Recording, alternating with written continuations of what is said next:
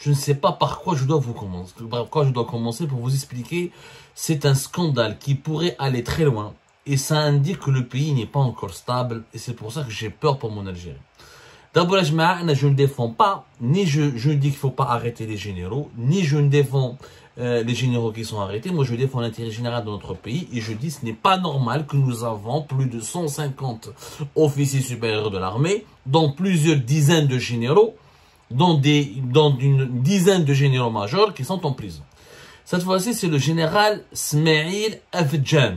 Smaïl Afjan, qui était l'ex-patron de l'une des directions les plus importantes des services secrets algériens, qui est la direction générale du renseignement technique. Smaïl Afjan, qui dirigeait la DGRT. La DGRT, c'est quoi? La DGRT, c'est la direction générale du renseignement technique.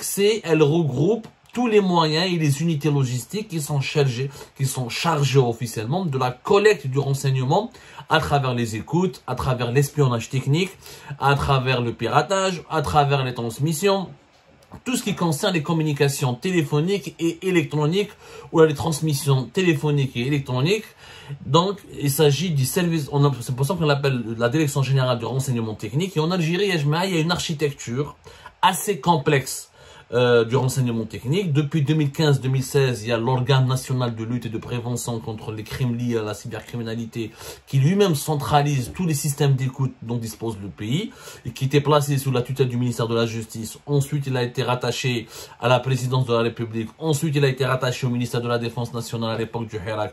Ensuite, en 2020, après la mort de Gaï Salah, l'arrivée au pouvoir de Abdelmajid Tebboune et l'ascension de son conseiller Boualem, qui était lui-même l'ancien directeur de cet organe, le fameux organe de lutte et de répression des crimes liés contre la cybercriminalité et les infractions et crimes liés à la cybercriminalité, a été repris sous la coupe, a été replacé sous la coupe de la présidence, et l'organe travaille directement avec la DGRT qui elle-même, elle a ses propres centres d'écoute, elle a ses propres infrastructures et elle échange et elle gère toutes les informations et les flux d'informations concernant les écoutes téléphoniques et électroniques, parce que aussi la surveillance des réseaux sociaux, la surveillance Bon, l'Algérie n'a pas les moyens, clairement, on n'a pas les moyens d'écouter les WhatsApp et les télégrammes, où là les signaux, il faut arrêter de fantasmer, parce que certains dirigeants algériens font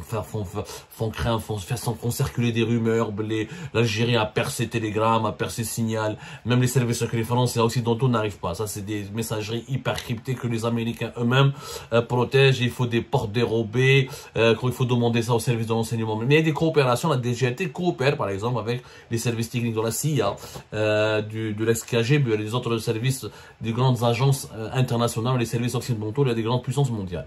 En tout cas, tout ce qui est écoute, surveillance et traque de l'information et collecte de l'information sur les supports téléphoniques et électroniques, sur le web, le web et le téléphone. C'est la DGRT qui dispose de ses propres centres d'écoute, Raya, Rmoul, etc. C'est une architecture très complexe, mais c'est un service de renseignement peu connu, parce qu'en Algérie, nous avons les services secrets. C'était DRS. Depuis 2015, il y a 3 directions. Direction générale de sécurité intérieure, direction de la documentation de la sécurité extérieure, c'est le renseignement extérieur, ou on a le renseignement technique de la direction générale de renseignement technique. La direction générale de renseignement technique, elle était stable. C'est un des rares services secrets qui était stable, parce que Smaïl Afjan avait été placé à l'époque de Gaï Salah, en avril 2019, à la tête de la DGRT. Il a survécu à toutes les purges. Contrairement à la DGSI qui a connu plusieurs changements, Dja Bouazza, Bouazza Dja Rajdi, Dja Rajdi Djalek Halmejdoub, contrairement à la DDSE, il y avait Kamel Remli, ensuite il y avait Général Youssef, Bouzid, ensuite il y a eu Aoud Djalek Halmejdoub, Djabou Rajdi, Badra Rajdi, Djabou Nana Djibbar. Le service de renseignement technique était stable. Smaïl Afjan, avant 2019, il était le directeur régional du renseignement technique de la 5e région militaire de Constantine. Il avait pris donc le pouvoir à la tête de la DGRT dès 2019, où il est resté. Il est resté, où il s'avère qu'il a été limogé fin septembre, vers septembre 2023. Son limogeage est passé quasiment inaperçu, personne n'en a parlé. Et depuis, des rumeurs circulaient, Smaïl Afjan a été limogé parce qu'il entretenait une certaine proximité avec Boualem, le plus puissant conseiller d'Abdelmajid Tebboune, et que cette proximité avait nourri donc les doutes, les appréhensions, les inquiétudes et la colère de l'état-major de l'armée qui a voulu se débarrasser de lui. Mais l'histoire ne s'est pas arrêtée là. Il y avait encore d'autres informations. Alors, l'information de la proximité avec Boualem Boualem a été confirmée, ce qui d'ailleurs pas un scandale en soi, parce que Boualem Boualem, conseiller chargé des affaires juridiques et judiciaires, avait repris il n'était pas le patron direct de l'organe, le fameux organe qui centralise tous les systèmes et les collectes des informations, tous les systèmes d'écoute téléphonique et électronique. La DGRT travaillait obligatoirement avec Boualem Boualem en tant que conseiller d'un président de la République qui était en charge de ce dossier.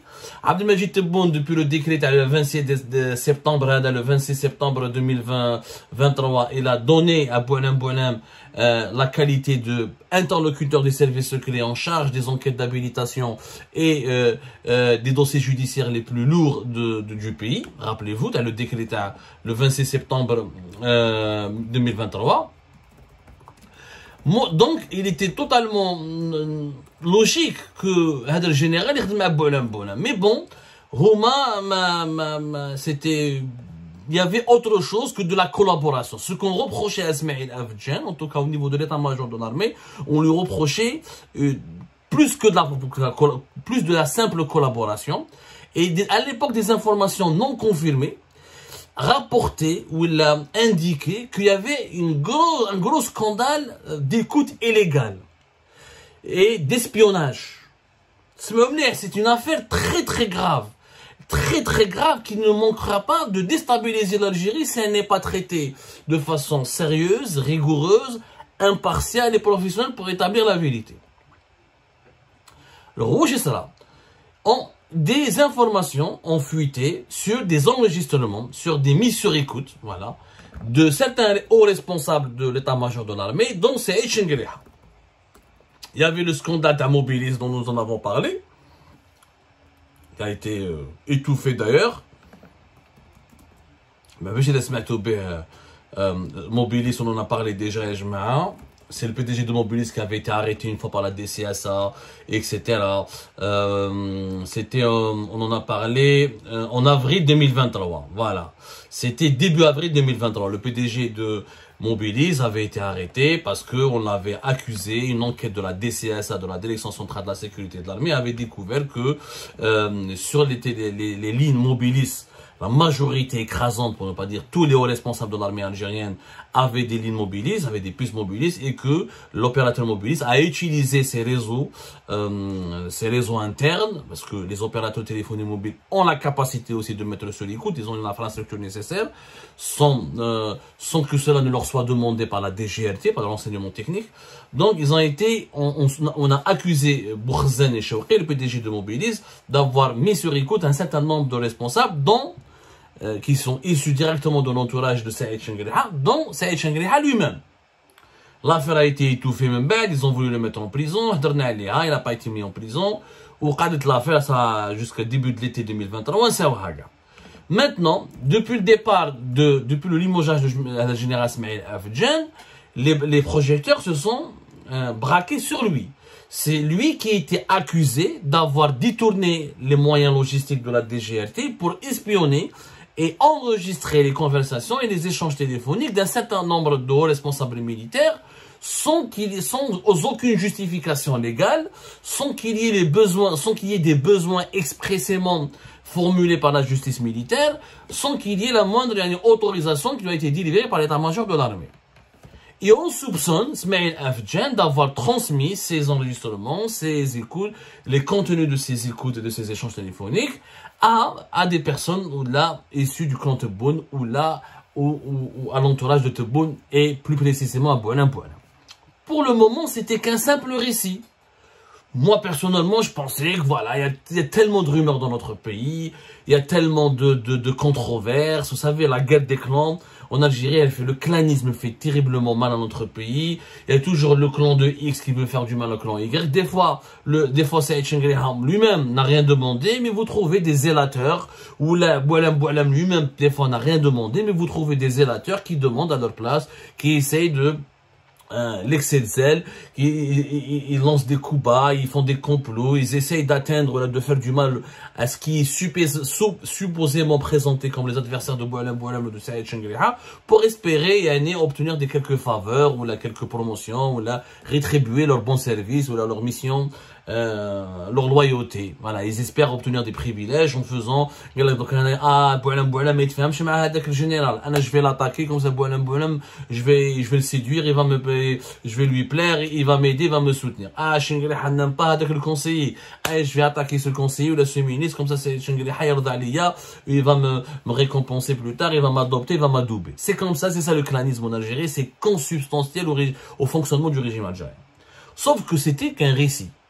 Il n'y avait pas de données précises qui pouvaient permettre d'incriminer Smaïl Afjan dans un quelconque scandale d'espionnage et d'écoute illégale. Eh bien, jusqu'à ce mois de décembre, le scandale éclate de façon sérieuse, puisque la DCS à Ejma, je dis bien la DCS, la Direction centrale de la sécurité militaire, sur ordre de la justice militaire, elle procède à l'arrestation de M. Smaïl, de général Hada Smaïl, général Smaïl Afjan. Il y a une perquisition qui a été accomplie et effectuée au sein de son domicile personnel. Et selon des sources, c'est là où les enquêteurs découvrent un certain nombre d'enregistrements, des documents sonores, sur des ordinateurs, sur des clés USB, etc.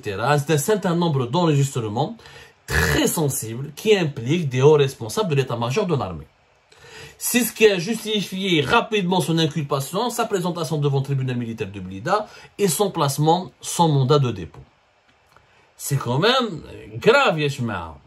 C'est quand même très grave. Donc, moi, j'ai pas la preuve de ce que les sources avancent, mais ce que je sais, c'est que le tribunal militaire de Blida, ils l'ont placé sous mandat de dépôt, c'est qu'ils ont trouvé des choses. Ça serait quand même grave si le dossier, il est fomenté, ou il est inventé, ou il est préfabriqué. Quoi qu'il arrive, ce qui s'est passé est tellement grave que normalement le ministère de la Défense nationale devrait faire un communiqué. Ou là, la présidente de la République devrait aussi faire un communiqué. Là, la justice militaire devrait s'expliquer. Bon, mais je ne peux pas intimer l'homme. C'est un sujet très sensible. Je ne suis pas là pour... Moi, je n'appartiens à aucun clan. Je ne défends ni X ni Y. Moi, je m'interroge. Et je rapporte les informations telles que nous avons pu obtenir. Général Smaïl Afjan placé en détention, perquisition à son domicile, découverte de plusieurs supports détenant des enregistrements téléphoniques délicats impliquant des généraux et des hauts responsables de l'armée et visiblement impliquant des conversations de Saïd Chengriha lui-même. Voilà ce que nous pouvons disposer, voilà les informations que nous avons pu recouper.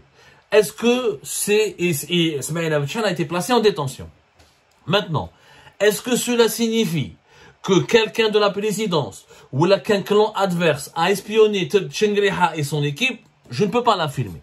Est-ce que c'est une guerre de clans ou là c'est un simple dérapage, une dérive personnelle de ce général Smaïl Afjan qui a voulu collecter ou préparer ou des dossiers ou cacher des dossiers ou collecter des preuves ou rassembler des preuves accablantes contre certains responsables de l'armée? Est-ce que ce n'est pas une dérive personnelle, une dérive cavalière? Est-ce que ce n'est pas une folie personnelle qu'il avait commise? Ça, je ne peux pas l'affirmer. Ce que je peux affirmer, par contre, c'est que dans notre pays, il y a un climat d'instabilité, et c'est un climat malsain. Il n'est pas normal qu'un énième général soit mis en prison. Si Smaïl Afjan a fait des écoutes illégales ou a fait de la surveillance de façon illicite, sans aucun hors de tout cadre légal, il est nécessaire de faire une enquête et de lui demander des comptes et de comprendre le pourquoi. C'est inquiétant. Quand un service de renseignement aussi sensible que la DGRT, que la Direction Générale de Renseignement Technique, soit instrumentalisé par son propre responsable, hors de tout cadre légal, parce que leur boulot, voilà, le boulot de la DGRT, c'est d'écouter, c'est de surveiller, c'est de rassembler, mais il y a des autorisations, il y a un contrôle, il y a un cadre légal dans lequel il faut, les écoutes téléphoniques sont normalement encadrées. On n'écoute pas le chef d'état-major de l'armée, ou un conseiller de la présidence, ou le président de la République lui-même, si on n'a pas s'il n'y a pas une enquête normalement diligentée ou ordonnée par une instance judiciaire ou par une instance sécuritaire au plus haut sommet de l'État. Qui a demandé à Ismaël Afedjan d'écouter les généraux? Est-ce que réellement quelqu'un lui a demandé? À ce stade-là, il y a beaucoup de rumeurs, Yajma. Et je ne peux pas vous dire qui détient la vérité. Comme la une chose, comme sincère. Et là, je ne veux pas tomber dans le piège de la manipulation, de la désinformation. Vous allez voir dans les jours à venir, ils vont dire, certains médias, ou mais c'est pas ça, certains médias sociaux, certaines pages Facebook, certains comptes Twitter, ou certains YouTubers vont dire, ah non, c'est Boualem qui a demandé à Ismaël Afedjan de mettre sur les coups de Saïd Chengriha et c'est un coup dur pour Boualem. Est-ce que c'est le cas? Je n'en sais rien. D'autres vont dire non, c'est un coup monté, c'est Saïd Chengriha qui voulait placer absolument à la tête de la DGRT quelqu'un issu de son entourage et de son clan. Il est en train, à une année des élections présidentielles de décembre 2019, de décembre 2024, pardonnez-moi pour le lapsus, il est en train d'éliminer tous les généraux et les officiers qui ne lui vouent pas un dévouement absolu et c'est pour ça qu'il a inventé un dossier, ou là il a monté un dossier en toutes pièces pour emprisonner Ismaël Afedjan. Est-ce que c'est vrai? Je n'en sais rien. À ce stade, personne ne peut affirmer quoi que ce soit. Par contre, ce que je sais encore une fois, c'est que c'est très mauvais. Ce genre d'affaires font peur. Et j'ai peur pour la stabilité de notre pays. Il n'est pas normal, encore une fois, que des scandales de la sorte éclatent au plus haut sommet de l'État. Ce n'est pas normal de mettre sur l'écoute de façon illégale des hauts responsables militaires. Je suis d'accord. Ce n'est pas normal ce n'est pas normal qu'un énième général tombe, chute, il finit en prison. C'est pas normal. Il y a clairement, c'est vrai qu'il y a des indices de guerre de clans. On peut pas avoir autant de généraux pourris quand même. Si on a autant de généraux pourris, c'est clair, c'est qu'il faut fermer boutique. C'est que Bladna Marahishi Ayedi Amina. C'est pas possible.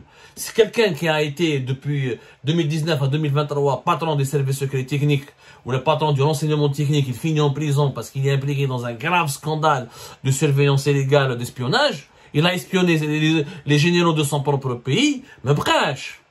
Donc, on pensait qu'il y avait un ennemi extérieur, que l'Algérie était menacée par des puissances étrangères. Finalement, la menace, elle vient plus de l'intérieur que de l'extérieur. Donc, l'affaire en elle-même, elle est très grave et elle démontre que le régime algérien n'est pas homogène. Que malheureusement, nous n'avons pas des institutions qui travaillent pour l'intérêt général.